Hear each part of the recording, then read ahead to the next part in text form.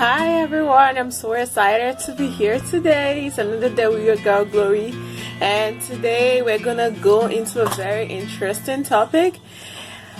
I just hope that everybody gets to understand how deep this topic is about, and I'm still learning, and I'm still in the process of getting changed and better by this very thing I'm about to talk about. So I decided to title it, Is Serving God Painful? Is serving God painful? Do you think serving God is painful? A lot of people might get offended even before hearing me out because the title doesn't sound like the way it should sound, but I'm telling you, yes, serving God is painful to your flesh. It's very painful to the flesh, but serving God is sweet to the spirit. To your soul, to your spirit, it's like sweet honey. But to the flesh, it's very painful. That is why the Bible said that if you're going to serve God, get ready to die to flesh.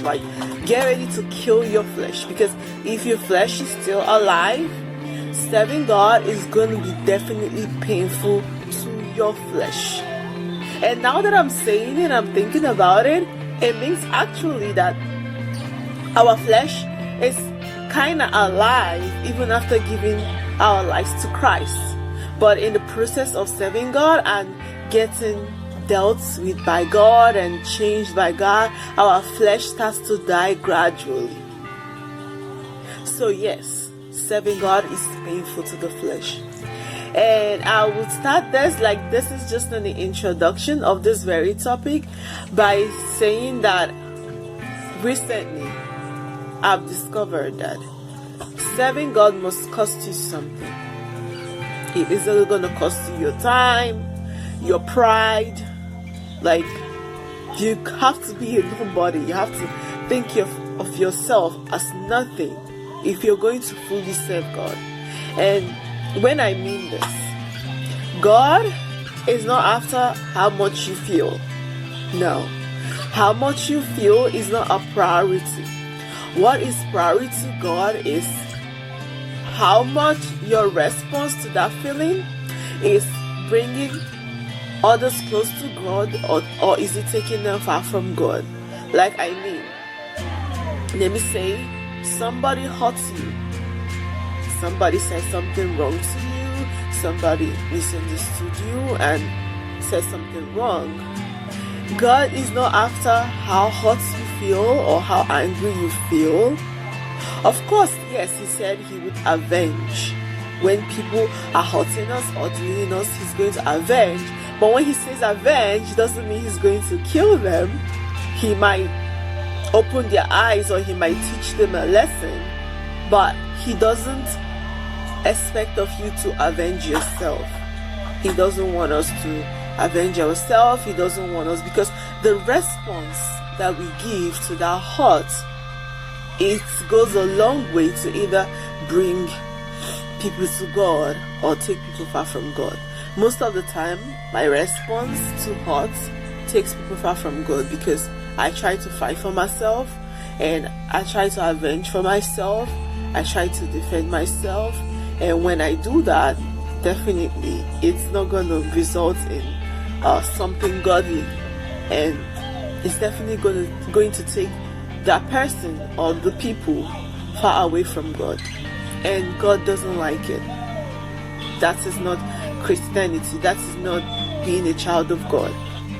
That is why we have to die to flesh, because our flesh wants us to avenge for ourselves. Our flesh wants us to defend ourselves.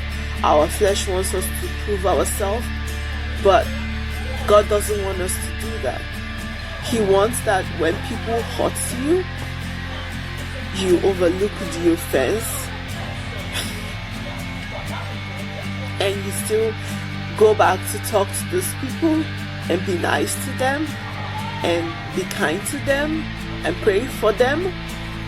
That is what God expects of you. That is why I say that serving God is painful to your flesh. It's painful to your pride. That is why God said if you want to serve me, you have to leave everything behind, like your pride, who you think you are, your high esteem self, because he's definitely going to make you do things that will hurt that pride if you don't leave it behind. He's going to make you do things that will hurt that self-esteem or that person you feel you are. You know, he says that we should see ourselves as below others, not above others, and that is the reason why he said it. Being a child of God is definitely painful to the flesh if you are really doing what he wants you to do.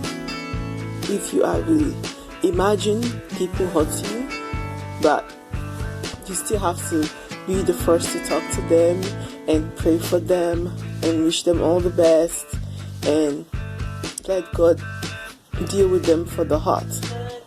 You know what I'm saying? So, and there's so many other things that you have to do as a child of God that is definitely painful to your flesh. So if you're not feeling pains in your flesh, if serving God is not costing you anything, it's not costing you your efforts, it's not costing you your pride, it's not costing you your voice, then I don't think you started. I don't think you started.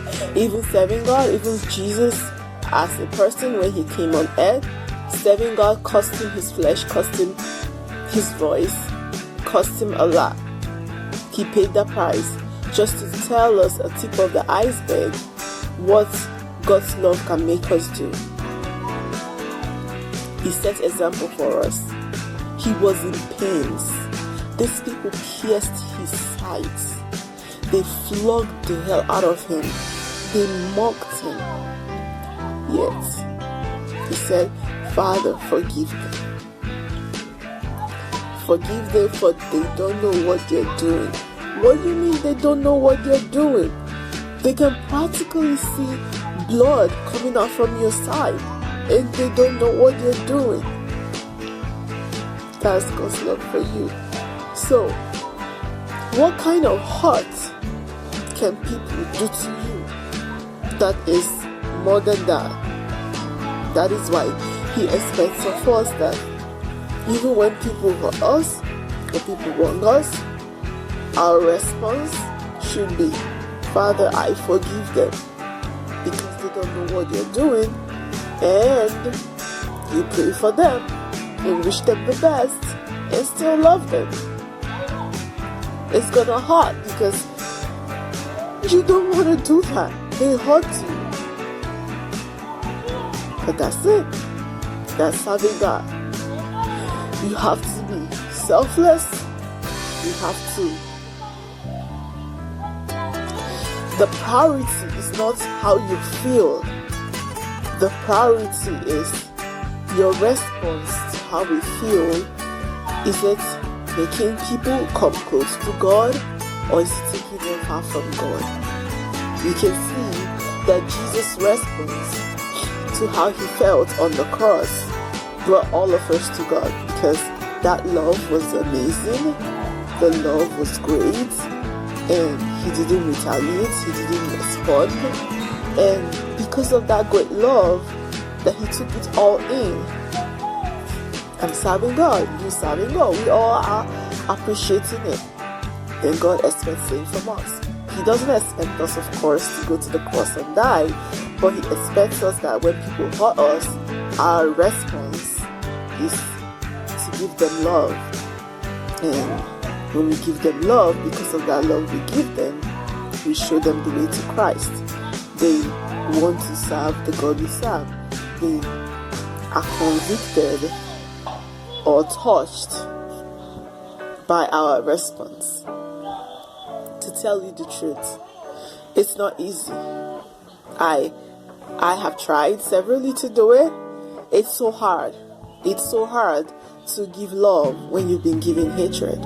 It's so hard to give love when you've been given hurt. My flesh always wants to defend or fight for itself, but that's not Christianity.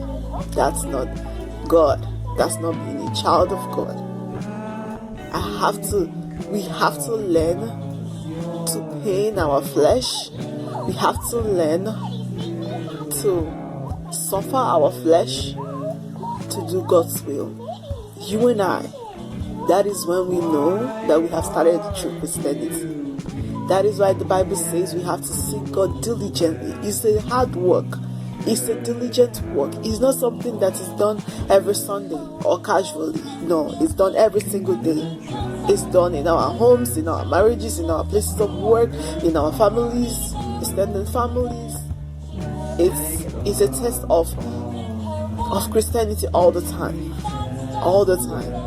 And all the time, God expects us, when dealing with people, that our flesh is dead. Or the flesh is going to suffer pain.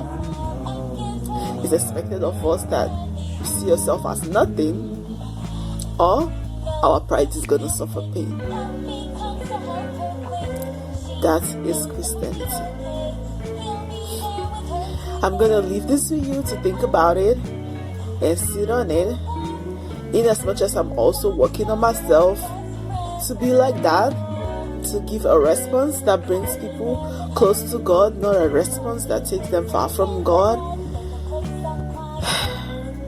God will help us, because to me, I see that I have a long way to go when it comes to being a Christian. I have a very long way to go, because until my flesh is dead, until I'm ready to let my flesh suffer pain, my pride suffer pain, just to please God, then I haven't started. Until my next video, bye.